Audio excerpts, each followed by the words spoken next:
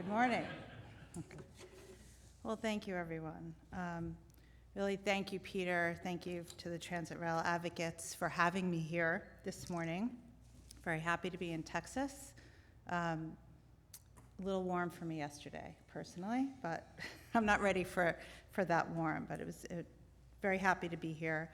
I joined Amtrak in this position just last May, so it's a little bit less than a year, and it seems like much longer than that.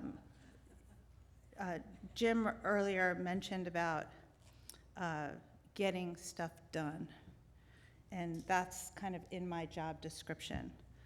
As Peter mentioned, my team, network development, it's a new function within Amtrak, and really an output of the bipartisan infrastructure bill. And as he mentioned, my team is responsible, and we're small and nimble, but we are responsible for facilitating all of Amtrak's network expansion and enhancement across the entire country. From when Peter mentioned from the earliest planning stages through implementation, so we are overseeing internally Amtrak's team, and that includes our state-supported services, our government affairs, our corporate communication, our host railroads, sort of all the folks within Amtrak who play a role in corridor expansion. We are responsible for facilitating that from the earliest planning service development all the way to the ribbon cutting. And for those of you in the room who know me, and there are a few who I've worked with for many years, it really is in my DNA to just get stuff done. And it's a very exciting time, and I'm happy to be here to speak to all of you. So it's an exciting time for Amtrak. It's an exciting time for passenger rail. And there are tremendous opportunities in the state of Texas to expand intercity service. And it really is an honor to be able to speak to you all today and how we can work together to advance these initiatives. Jim mentioned earlier that Amtrak is playing a critical role, but it really is the states that have to take the driver's seat in a lot of these initiatives that are in front of us, and we are along for the ride. Okay. So I'll start with some statistics from FY22. For those of you who are not familiar, our fiscal year ends at the end of September, so these are statistics through September 30th last year. So we did see a dip in ridership in the pandemic, as well as most all transit agencies, but our ridership has rebounded with nearly 23 million customer trips in FY22. And what's most exciting about this number is that 1/3 of our riders last year were new. And so that's 7 million first-time riders, and that is a very, very exciting statistic for us. So just a poll of the room, how many folks rode Amtrak last year? That's great. Any first-time riders? Oh, just one. Okay, but thank you. We appreciate your business. So we added, restored, or enhanced 11 services and hired an unprecedented 3,700 people last year. And we're working very hard to hire even more in fiscal year 23. So a little plug here. If you are in need of employment and you would like to work for Amtrak, please check out our website. We are hiring. And we've also, thanks to the bipartisan infrastructure law, have invested in several major capital projects throughout the country. So this is going to repeat a little bit, but you know what? I don't mind repetition in presentations because sometimes you have to hear things 3 or 4 or 5 times for it to really sink in. So it's all good, and just the message is fantastic. So the bipartisan infrastructure law, otherwise known as IIJA, so clearly the greatest level of investment in passenger and freight rail in our history. But little fact is that this is more than all of the 51 years of Amtrak combined in this 5-year bill. So of the $66 million that was dedicated to passenger and freight rail investment, $22 billion is for Amtrak through our Northeast Corridor and National Network grants to improve and upgrade our assets. $44 billion is going to flow through the FRA discretionary competitive grant programs, and that includes Fed-State Partnership, CRISI, Railroad Crossing Elimination. So when you add it up, that's up to $30 billion dedicated to the Northeast Corridor and $28 billion to the national network, with that $8 billion in the middle that can benefit either or through competitive grants. The note that Jim mentioned earlier about what we've asked Congress in terms of the Amtrak's ability to use our grants for matching funds. So in fact, we are able to use it for the Northeast Corridor competitive grants. So for example, Fed-State Partnership is exactly how it sounds. It's a federal-state partnership. For the Northeast Corridor, we were able to use our annual grants as matching funds for Fed State. We cannot use it for the national network. So that's what we're trying to change moving forward. So in the wake of COVID and the passage of the infrastructure bill with these historic levels of funding, we have a great responsibility to deliver. We are first and foremost focused on restoring the business, rebuilding our workforce, and resuming the services that were suspended during the pandemic. In fact, just yesterday, we restarted service up to Montreal, so it's a very exciting time. And also getting equipment back out on the road to meet our growing demand. So we're also modernizing our assets, bringing our 100-plus-year-old bridges and tunnels to modern standards. Those are mostly on the Northeast Corridor. And and this is where I come in, we're improving and expanding the rail network. And we can't do this alone. It takes a village, and it takes multiple villages. And we need to partner with states and local governments and organizations like RPA, like the Texas Rail Advocates, with the host railroads, with the US DOT, to be successful and to get it done. So to rebuild and grow our national rail system, we are going to need even more talented and dedicated people, like Joy Smith, who I met just yesterday in person for the first time. Really, we need about 4,000 more Joys in this current year. And really, for the first time in decades, really since our creation, we have the opportunity to really invest in our workforce and not be so reactionary, and instead be forward-thinking and have the workforce that's ready to get this work done. So we currently employ about 200,000, and we're working in FY23, we're working to add 4,000 more positions. So again, we're hiring. Check out our website. Come talk to me in the chat room. Okay, in terms of modernizing our assets, sort of 3 buckets: stations, our fleet, and our aging infrastructure. And really, it's the infrastructure bill that is allowing us to modernize these critical assets. So I'll start with fleet. So we're modernizing our fleet with new Amtrak Aero train sets, our new Acela fleet, and new equipment for both state-supported and our long-distance services. The Amtrak Aero train sets will replace the aging intercity rolling stock on the Northeast Regional and state-supported routes in New York, Virginia, Pennsylvania, New England, the Carolinas, and the Pacific Northwest. And that's where the first train sets will be delivered for our Cascade service. in Washington and Oregon.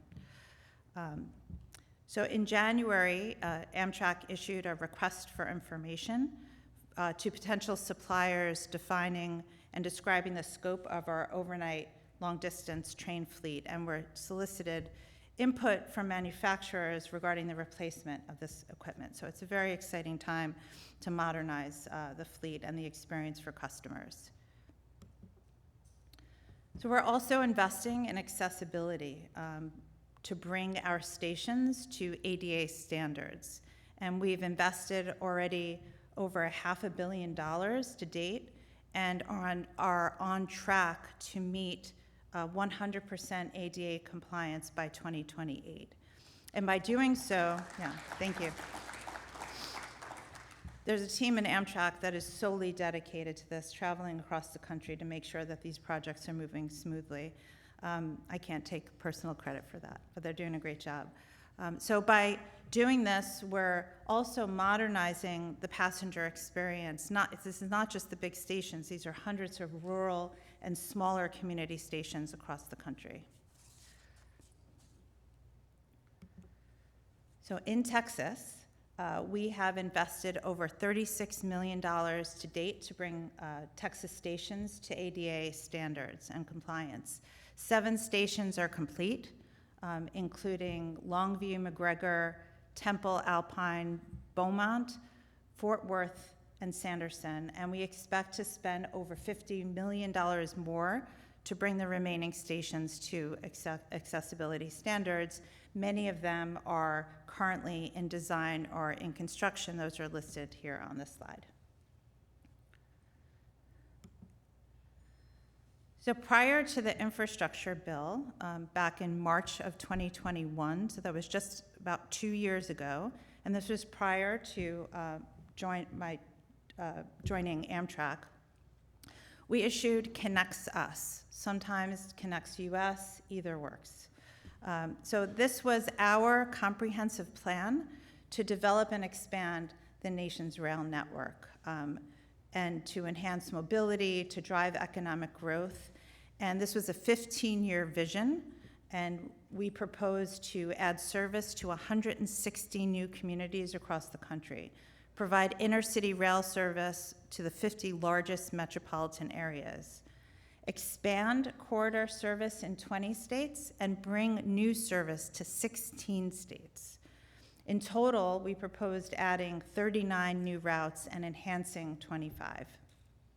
We introduced stations in over half the country and proposed to expand or improve rail service for 20 million more riders. And this vision was just a starting point. So this was prior to the infrastructure bill passage. This was prior to Corridor ID. And we're very excited and poised, and the creation of my group is just representative of how we're getting ready to move forward, to work with states and other eligible entities to advance these new and improved corridors through FRA's Corridor ID program. So the infrastructure bill authorized Corridor ID, and FRA formally established the program back in May of 2022 to guide the intercity rail development through the U.S. and to create this pipeline of projects for funding and implementation. So back in May, the guidance was really, and Jim had the map that was created by the gentleman in, I believe it was Houston.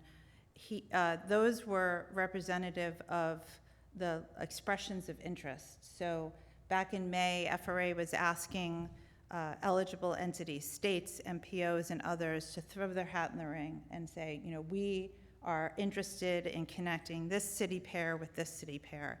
And if you notice, the map that Jim showed was a little different than our Connexus map, and we're really excited about it. Just because a line did not appear on our Connexus map does not mean that we are not interested in moving that forward. As I'll quote our CEO, more trains for more people. We're just happy to work with anyone who's willing to move forward in the program. So this program is primarily focused on corridors that are less than 750 miles, and they can include sort of three types of corridors. It can be improvements to existing corridors, so those are the existing state-supported 209 routes. It could be extensions of existing corridors or brand-new routes altogether.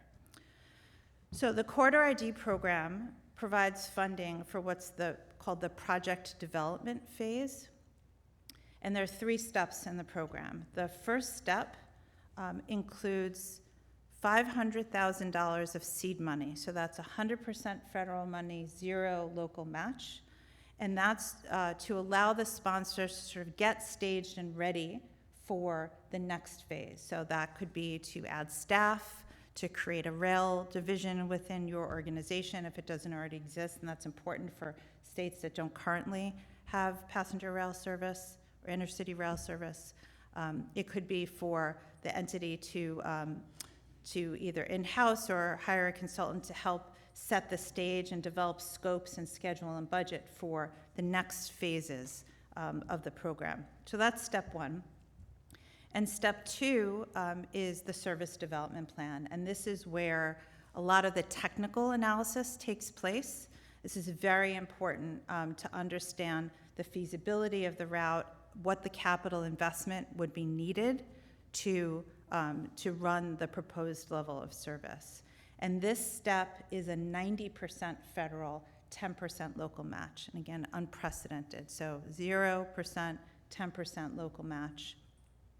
And then the third step is the more detailed preliminary engineering environmental analysis, and that is an 80% federal match. So once a corridor graduates from this program, from Corridor ID, it would be eligible and sort of on track for other federal grant programs like Fed-State Partnership for the remainder of the steps, which are final design, construction, and then on to operation. So as was mentioned earlier, the first round of these applications were submitted just last Monday on the 27th. It was a scramble. There's many grant applications that are due sort of within a month period. So those of you who are helping with that, who are in the audience, thank you very much. And we expect to hear, hopefully, which corridors are accepted into the program sometime later this year. So before we talk more about the future, I'd like to highlight the current Amtrak services in Texas. So in addition to the Heartland Flyer state-supported route between Fort Worth and Oklahoma City, we provide 2 long-distance services, the Texas Eagle and Sunset Limited. These serve 19 stations, and in fiscal year 22, we had 150,000 passenger trips in the state and employed 194 staff. And through Corridor ID and other programs, we're working with state partners to provide even more service to the state of Texas. So we identified these routes in Amtrak's Connects Us, and now moving forward through Corridor ID, new and expanded routes would offer trip time, competitive passenger rail service to Texas communities, expanding upon the existing Amtrak service. And Texas currently has, for such a large state, has very limited intercity passenger rail options to serve this rapidly growing population. And these new services will make regional rail travel more available, help reduce congestion, and strengthen economic growth throughout the state. And I'll run through each of these routes in the next few slides. And I'm sure I should plug, I know we're sort of back to back, but Jeff Davis, I'm sure, is going to talk about some of these, and Knox Ross also will be speaking about this. So again, it's good to hear things multiple times, so it all sinks in. Okay, so we'll start with the Heartland Flyer extension. So this is the extension of our existing Heartland Flyer state-supported route through Oklahoma and extended to Wichita and Newton, Kansas. And this is adding a connection. What's important about this is not just serving those new communities, but it's also providing a connection to a third long-distance route, the Southwest Chief. And Kansas DOT has already initiated a service development plan and has submitted a corridor ID application. And you may be asking, I'm going to kind of hedge a question maybe for later, is there are many routes like the Heartland Flyer extension that had initiated some of these project development activities prior to the formal corridor ID program. And what FRA has said publicly is that they're going to meet these sponsors where they are. So there's not necessarily going to have to be a redo on any of this. It's going to be more of a refresh. If there's sort of new rules or guidelines on service development plan, there may be some tweaks. So a lot of these corridors that have already advanced in their project development are going to be sort of, you know, in the program and then eligible for the next phases. Okay, so the next one, very exciting, the I-20 Crescent extension. So this is a second potential extension that would benefit Texans, and this is the extension of our Crescent long-distance service from Meridian, Mississippi to Dallas-Fort Worth. And this would provide not just service between the states, between Mississippi and Texas, but also would provide in the other direction, northward, direct service into the Northeast Corridor, and that's through Alabama, Georgia, North Carolina, and Virginia, up through the NEC. And Louisiana DOT did submit a CRISI grant application for this corridor back in December.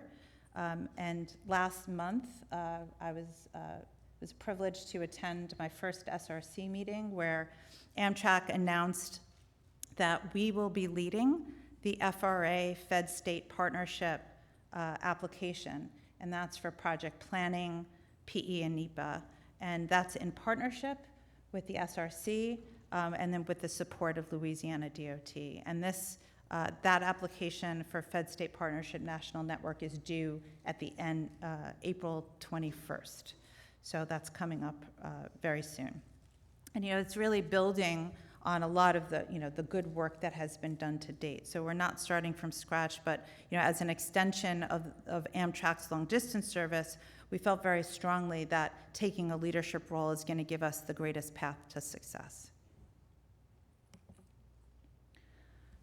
So Texas DOT submitted a few CID applications for the 3 Texas Triangle routes, and we identified these routes in Amtrak's Connects Us, and the statistics that I'm going to show on the next few slides are preliminary. These were done, you know, generated a few years ago in support of our development of Connects Us, and these will certainly be updated as these corridors move forward through the Corridor ID program and their service development and future service development plans. So the first one, Dallas, Fort Worth, San Antonio. This corridor's proposed 2 round trips would travel the 310-mile corridor in about 7 hours. The next route is Houston-Dallas, and this corridor serves the largest population of the 3 routes of the Texas Triangle, and the proposed 3 round trips, so there was, in Connects Us, we proposed an additional round trip, would take about 5.5 hours end to end. And the last leg is the Houston-San Antonio, and this corridor's proposed 2 round trips is the shortest distance. It's about 210 miles, and that would take about 4 hours and 45 minutes to travel between the 2 endpoints.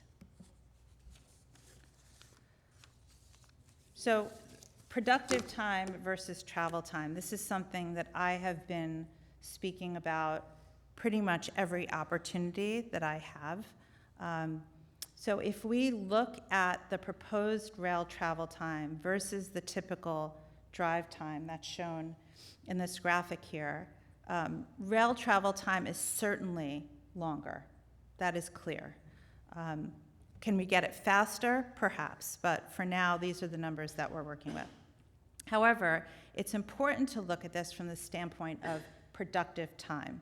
So productive time can be spent on work activities, leisure, rest, using your personal devices, and 100% of the time on the train can be productive. From the second that you get onto the train, there are no restrictions for when you can turn on your devices, big or small, to the second you're running off the train for the stop that you have to get off.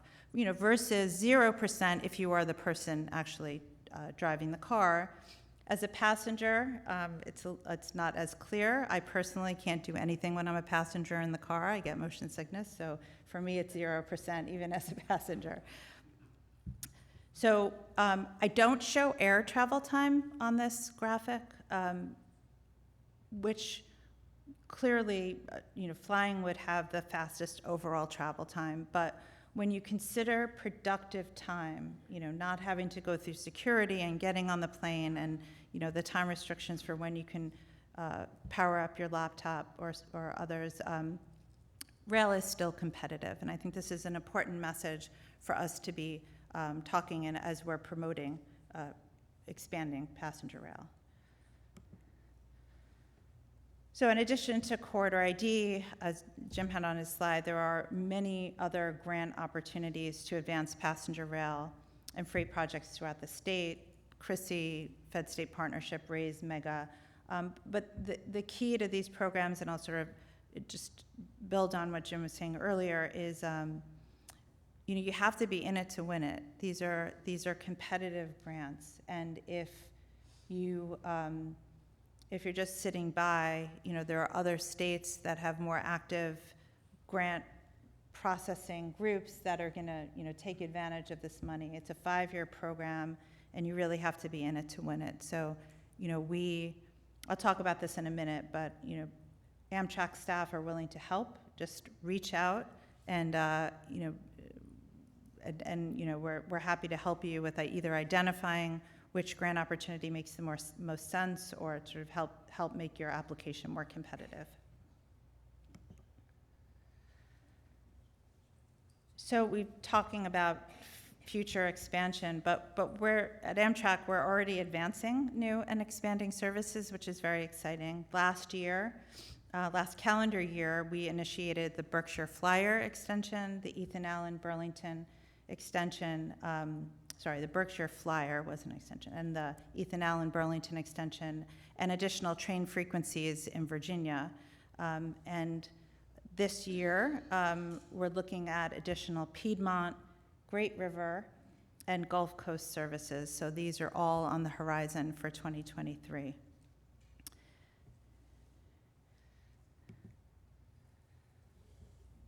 So we, here at Amtrak, we are excited and eager to partner with states and other eligible entities to advance these new and enhanced services. And there are many benefits to partnering with Amtrak.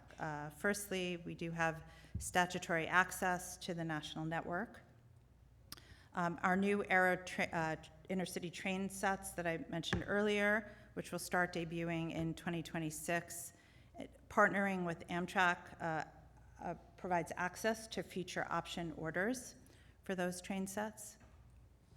And then also FRA's Restoration and Enhancement Grant Program, that's the R&E program, that covers 6 years of operating costs for intercity rail service. So this is really a key federal program that once you get through all of the project development and you're getting ready to initiate service, there's a period of growth in ridership. You're not going to have that future ridership on day one.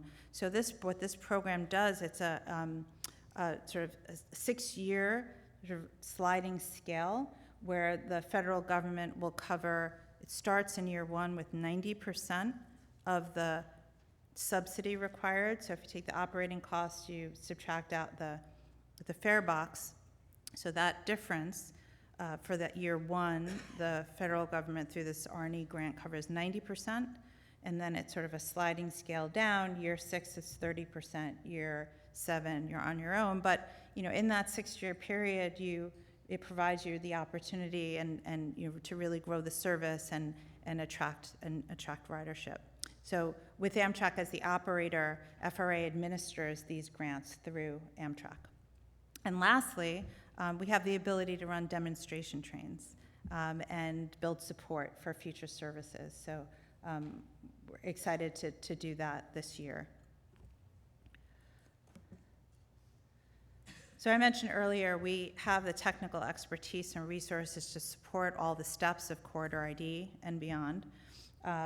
We support technical support for service development plans, developing financial models, service fleet analysis, supporting environmental reviews, and developing agreements with the host railroads. But not only are we growing our technical staff and capabilities, but we also have an experienced state-supported service group, and that's led by Ray Lang, my colleague, working with state partners regularly. We have financial analysts in our finance department able to do those detailed 209 calculations for what the state subsidy would be required. And we have systems in place to advance the corridors through to implementation. So I have a couple of long distance slides. These are a little bit repetitive, so I'll go through these quickly. But the infrastructure bill also required the FRA to study long distance service. And this is exciting. We in the history of Amtrak, we've never looked to add. It's always been the opposite. So we also are participating in all of the workshops. I'm very excited about the what comes out of this. And the study will conclude with recommendations on and prioritization and as well as costs and benefits and opportunities for financing these long distance services moving forward.